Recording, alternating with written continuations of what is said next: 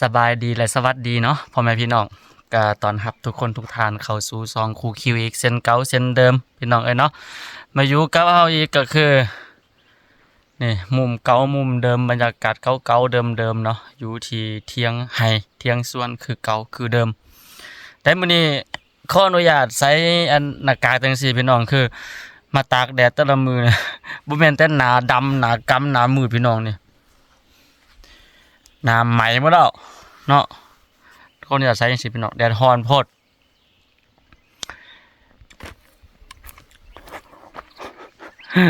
เถียง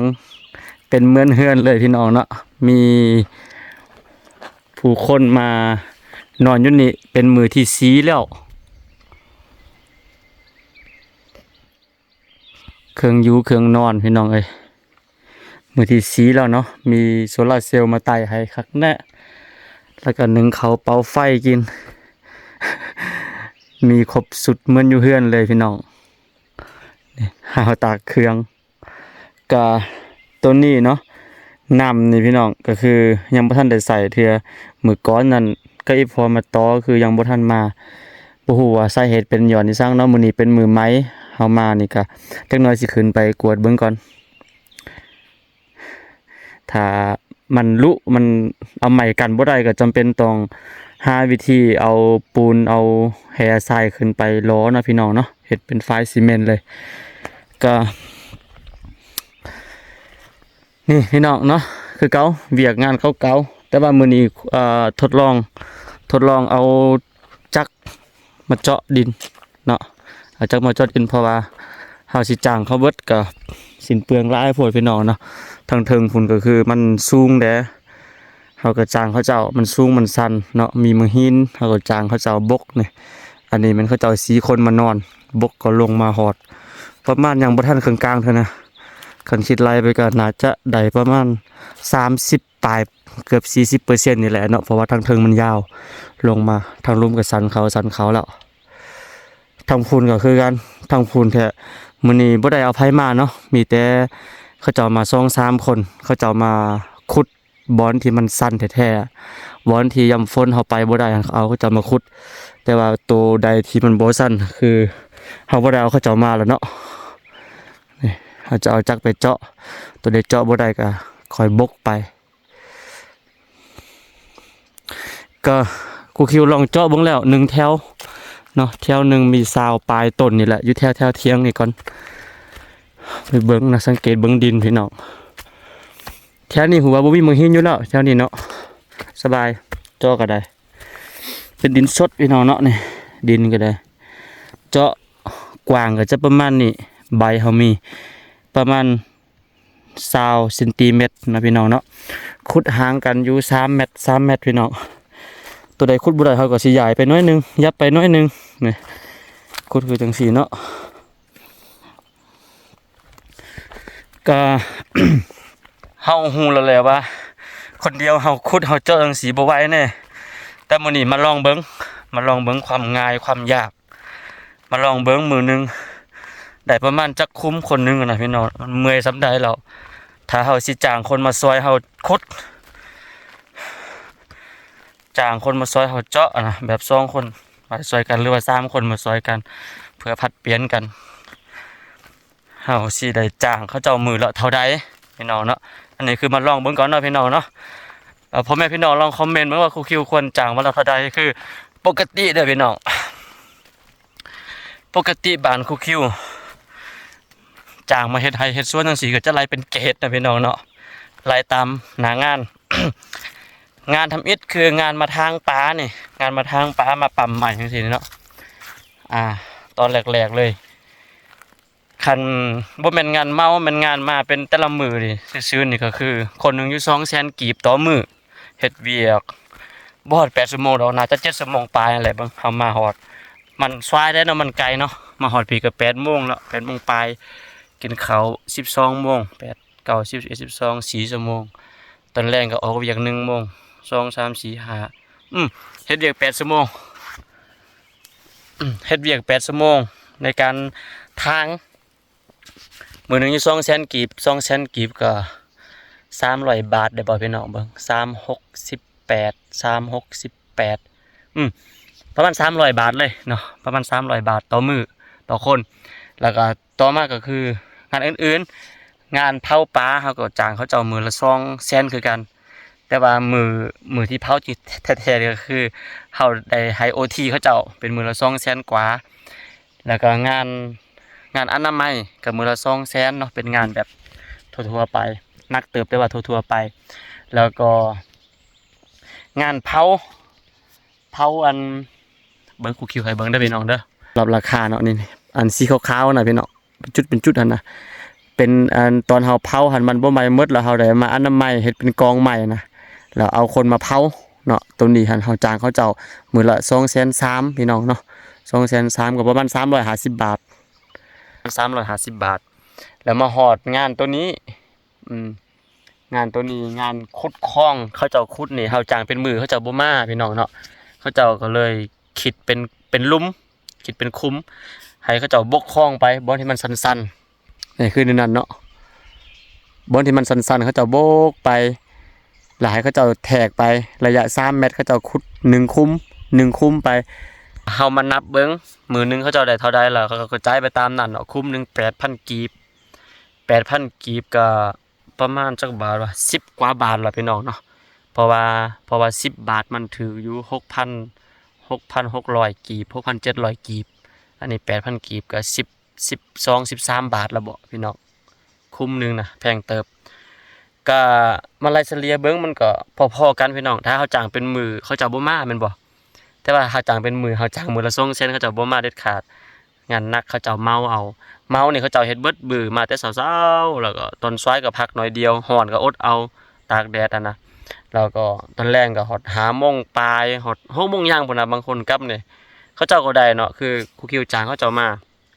มือก่อนหั่นก็คู่นึงเขาเจ้าก็ได้อยู่80 90นะก็คือ2 คนนั่นแหละเขาเจ้าเฮ็ดทำกันคนนึงบกครองคนนึงคุดคุ้มช่วยกันไป90 คุ้มเนาะ90 คุ้มก็ได้ประมาณ700,000กับ1,000 กว่าบาทคันมาคิดรายเฉลี่ยก็คือมื้อนึงคนนึงก็ได้ประมาณ500 บาท600 บาทแต่รายเติบไปเนาะคิดรายตามคุ้มมันนะ แต่เรามื้อนี้เฮามาเจาะเนาะเอาจักมาเจาะ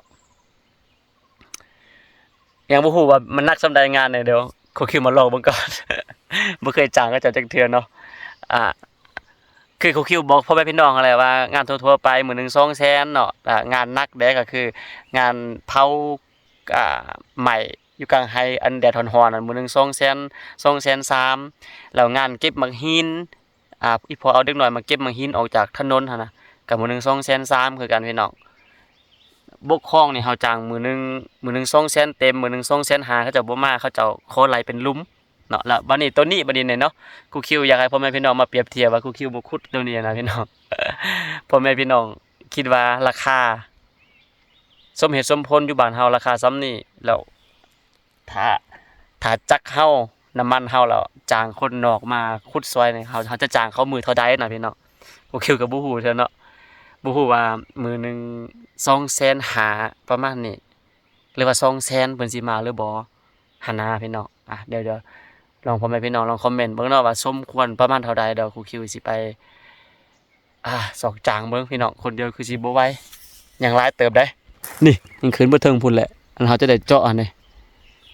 ยางบ่มีก็หาพันคุ้มพี่น้องเนาะยางบ่มีก็หาพันคุ้มหรือว่าเฮาสิคิดไรเป็นคุ้มเอาบ่คุ้มละ1,000 กีบมื้อนึงเขาเจ้าถ้าจักมาเจาะนี่มันก็สิได้บ่ประมาณ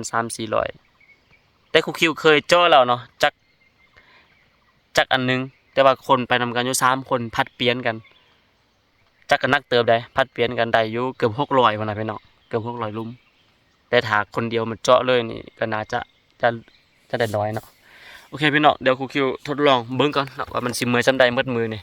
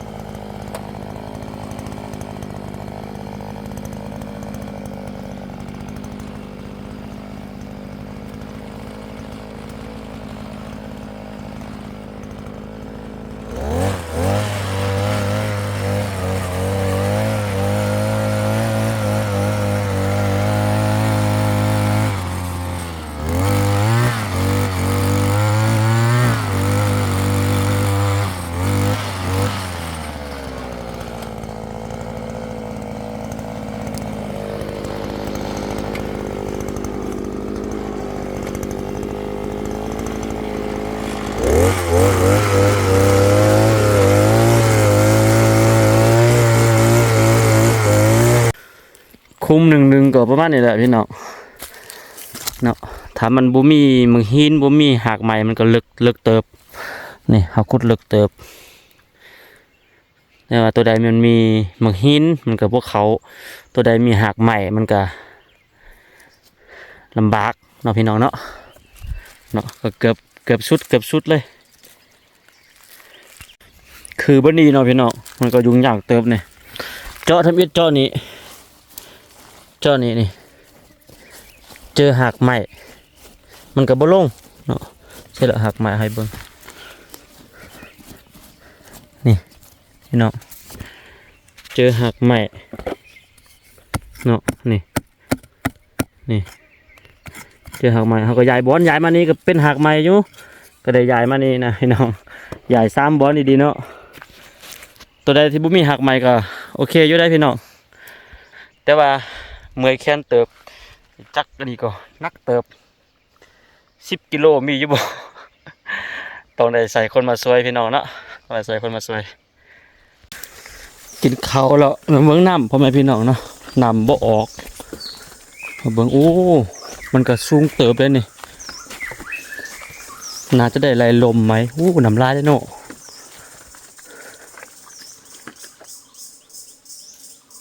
โอ้คันเฮ็ดดีๆเอาอันซีเมนต์มันล้อดีๆให้เป็นไฟคักๆนี่คักโอ้พี่น้อง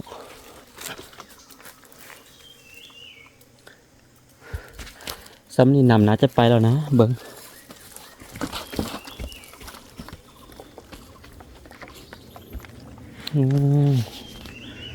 เดี๋ยวครูคิวข้อตัวกวดเบิ้งกันเด้อพี่น้องเด้อเป็นตาเป็นไรลมบางทีทอตันหูนี่เนาะเนี่ยทอต่อไปนี่จะน้อยพาไปเบิ้งพี่น้องโอ้คันล้อดีๆเป็นไฟคักแล้วเนาะพี่น้องเนาะนี่นำกะว่าธรรมดาเด้ยืงลายอยู่เทิงผลนำเต็มอยู่พี่น้องเนาะทอก็อยู่ใต้นำแล้วพี่น้องบ่มีมันยังตันเดี๋ยวเบิ้งบนไหลลมกันพี่น้องเนี่ยอยู่นี่นำมาแล้วเด้แสดงว่าเราต้องไปไหลลมอยู่ใต้เนาะบอลต่อกันพี่น้องนี่แห้งเติบชัวโอ้คักบนนี้ก็จะเป็นสุดทอตัวใหญ่นี่เนาะทอตัวใหญ่นี่แมนเอามาแต่หัวไฟลองใครบ้างก่อนพี่น้อง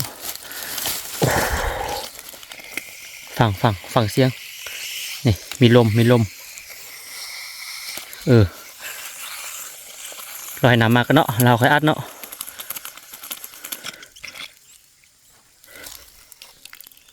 ไปเลยน้ำเลยเหมือนจะไปเราได้พี่น้องใครบ้างเนาะมันน่าจะบ่แห้งปานใดดอก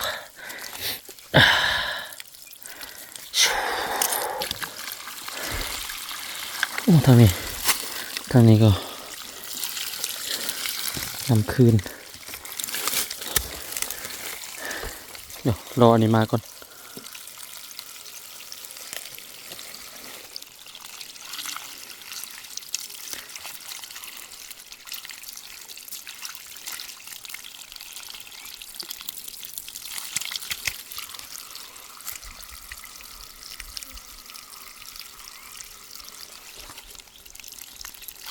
หลังจากที่นำม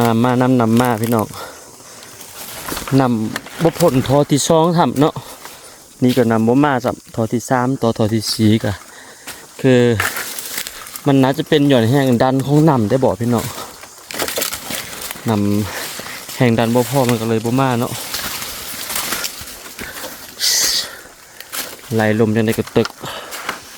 เดี๋ยวทายอีพอมาแปลงพี่น้องเอาบ่ฮู้น่าเฮ็ดเนาะไม่หวานได้เป็นชั่วโมงนางท้าหนับมาประมาณที่เถื่อเท่านี้ก่อนพ่อแม่พี่น้องเนาะสำหรับมื้อนี้ก็ฝากพ่อแม่พี่น้องลองคอมเมนต์เพิ่นเด้อพี่น้องเด้อที่ครูคิวขุดตะกี้หน่อยพี่น้องก็บ่ได้เต็มมือดอกขุดแต่ตอนเช้าแล้วก็คือเฮามาตอนเช้าก็เฮามาซอยแล้วก็เฮามาแปลงกันจักบ่ติดเนาะสายน้ำมันขาดคือได้เฮ็ดน้อยนึงพี่น้องแต่ว่าได้ประมาณเกือบฮอด100คุ้มนี่แหละเกือบฮอด100คุ้มประมาณ85-90นี่แหละเนาะนับกับไม่ได้นับดี แต่ว่าหูซึกเมื่อยเติบ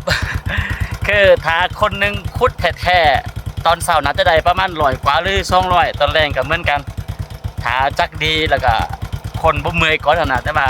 ผู้คิวคุดประมาณ80 90ผมก็หูซึกเมื่อยเติบเนาะและตอนนี้คือฝ่าวกับยังบ่ทันมือเตอดอกเนาะตะกี้ไปเบิ่งน้ำมาแล้วก็ตอนนี้คือ3โมงบ่าย3โมงมีเวียกเขาไปตกแควงได้เนาะมอนัดผู้คิวไปกวดหูเด้เจ็บหูโอเคพี่น้องเราพบกันไหมเนาะขอให้ทุกคนโชคดีแล้วก็มือหนาตั้งสิมาไหมคอยมาอัปเดตให้พี่น้องได้เบิ่งนำกันสบายดี